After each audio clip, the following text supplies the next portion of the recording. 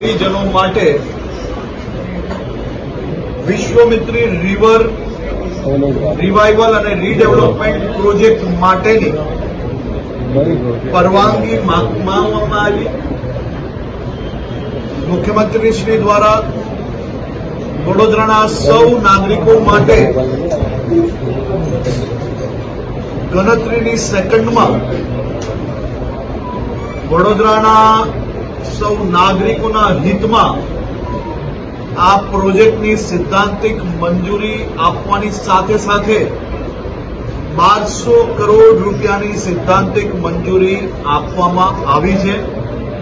આ પ્રોજેક્ટ એ ઐતિહાસિક પ્રોજેક્ટ છે અને આ પ્રોજેક્ટ થકી વિશ્વામિત્રીની કેરિંગ કેપેસિટીથી લઈને વડોદરા શહેર માટેનું બીજા પ્લાનિંગો વિશ્વામિત્રી રિવર જોડે જોડે ડેમના પાણી જોડે જોડે બધા જ પાણી જોડે જોડાયેલા વિષયોને આ પ્રોજેક્ટમાં સમાવેશ કરવાનો મુખ્યમંત્રીશ્રીએ સૂચના આપી છે.